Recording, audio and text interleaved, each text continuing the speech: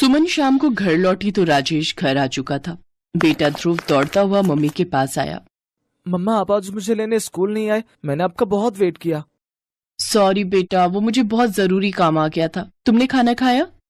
अब तक भूखा थोड़ी बैठा रहेगा। मैंने उसे खाना भी खिला दिया, दूध भी पिला दिया है। पता नहीं तुम तो कहाँ रहती हो सारा दिन, बच्चे की कोई फिक्र ही नहीं है। सुमन कमरे में चली जाती है। राजेश उससे कमरे में बात करता है। क्या बात है सुमन, क्या तुम किसी बात से परेशान हो? अगर तुम्हें कोई परेशानी है तो मुझसे कहो, शायद मैं तुम्हारी हेल्प कर सकूं। मौका अच्छा है, राजेश से कुछ पैसे ले लेती हूँ, मेरे काम आएंगे। वो मैंने तुम्हें बताया था ना, मेरी बेस्ट फ्रेंड है ज्योति। वो एक सिंगल मदर है और आजकल वो बहुत परेशान चल रही है। मैं उसी से मिलने चली गई थी। उसे पैसों की जरूरत थी तो वो मुझसे कुछ पैसे मांग रही थी। बहुत अच्छी दोस्त है पर समझ नहीं आ रहा कि मैं उसकी मदद कैसे करूं। राजेश, क्या आप मुझे 50,000 रुपए दे सकते हो? मैं ज्योति की मदद करना चाहती हूँ। किसी समय में उसने भी मेरी बहुत मदद की थी। हाँ हाँ ठीक है, मैं कल तुम्हें बैंक से निकाल कर दे दूंगा, टेंशन मत लो। अगले दिन राजेश ने सुमन को पैसे दे दिए। राजेश को लगा कि सुमन ये पैसे अपनी सहेली ज्योति की मदद के लिए ले रही है, पर यह सच नहीं था। सुमन ने पैसे अपनी सहेली के लिए नहीं, अपने बॉयफ्रेंड सतीश के लिए मांगे थे।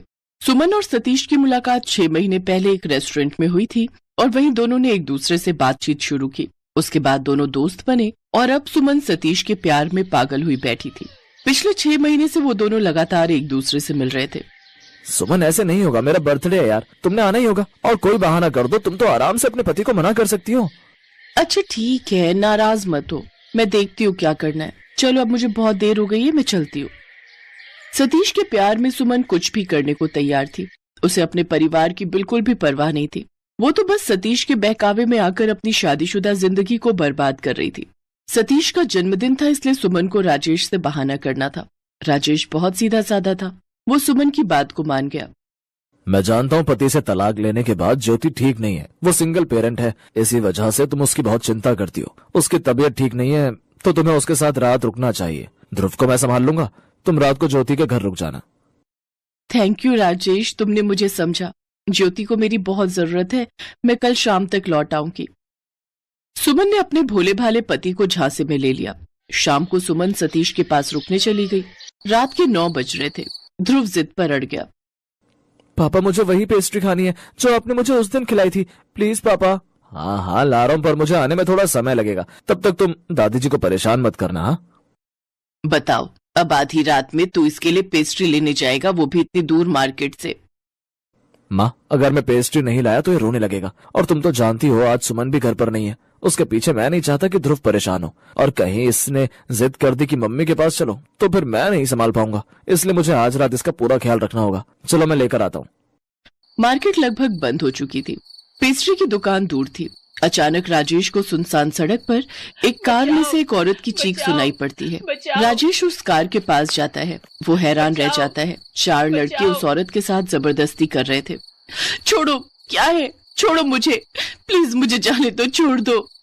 सुमन, अरे ये सब क्या है? सुमन, राजेश मुझे बचा लो राजेश।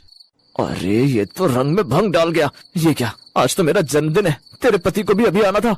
क्या यार सतीश, पूरा मजाक किरकिरा ही हो गया। अच्छा खासा बोल रहा था होटल का एक कमरा लेते हैं और इसे वहां ले चलते हैं। पता नहीं तुझे भी हमेशा पैसे बचाने की पड़ी रहती है।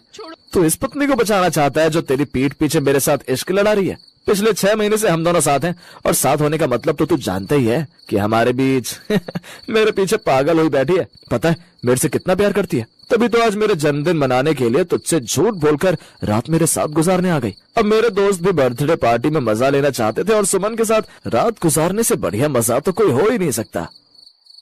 मुझे माफ कर दो राजेश, मुझसे बहुत बड़ी भूल हो गई।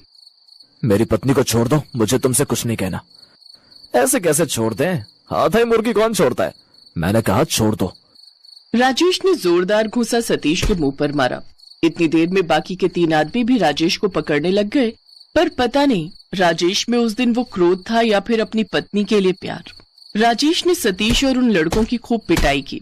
कुछ ही देर में वो चारों बेहोश हो गए। राजेश सुमन को घर लेकर आ गया। अरे सुमन, तुम तो सुबह आने वाली थी। माँ, वो सुमन ने फोन किया कि ज्योति की मम्मी रहने आ गई है, तो मैंने कहा कि ध्रुव भी रात को परेशान करेगा, इसलिए फिर तुम घर ही आ जाओ। तो रास्ते से मैंने सुमन को ले लिया। चलो अब तुम भी सो जाओ माँ, रात काफी हो चुकी है। उस रात राजेश सुमन से कुछ नहीं बोला। अगले दिन जब वो सोकर उठा तो सुमन बहुत रो रही थी। राजेश, मुझे माफ कर दो, मैंने बहुत बड़ी भूल की है। मैंने तुम्हारे प्यार और विश्वास को तोड़ा है, तुम्हें धोखा दिया है। तुम मुझे जो चाहे सजा दे दो। मैं जानती हूँ मैं तुम्हारे प्यार के लायक नहीं हूँ। मैंने शादी के रिश्ते का अपमान किया है। I am sorry Rajesh, I am sorry. अगर तुम कल रात नहीं आते तो ना जाने मेरा क्या होता। कैसे नहीं आता सुमन, तुम्हारे प्यार की ताकत ही मुझे उस रास्ते पर खींच कर ले गई। मेरे होते हुए मेरी सुमन को कुछ नहीं हो सकता। राजेश, तुम अभी भी मुझसे प्यार करते हो। इतना सब कुछ होने के बाद भी तुम मेरी फिक्र कर रहे हो, पर मैं तुम्हारे प्यार को नहीं समझ पाई। मैं अब कभी भी ऐसा नहीं करूंगी राजेश, मुझे बस एक मौका और दे दो। राजेश और सुमन एक दूसरे के गले लग जाते हैं और एक बार फिर जिंदगी आगे बढ़ती है। अब सुमन ने अपने आप को बदल लिया था। सुमन ध्रुव को लेने स्कूल गई तो रास्ते में उसे सतीश मिला, पर सुमन ने उसकी तरफ देखा तक नहीं। सतीश भी समझ गया था कि सुमन उस जैसे घटिया आदमी के नकली चेहरे को पहचान चुकी है, और जब इंसान खुद सही होता है तो सामने वाले की मजाल भी नहीं होती कि वो उसे कुछ कह पाए। सुमन को अपनी गलती का एहसास था। वो जानती थी कि राजेश और उसका परिवार ही उसके लिए सब कुछ है, और उसकी असली खुशी उसके परिवार के बीच है।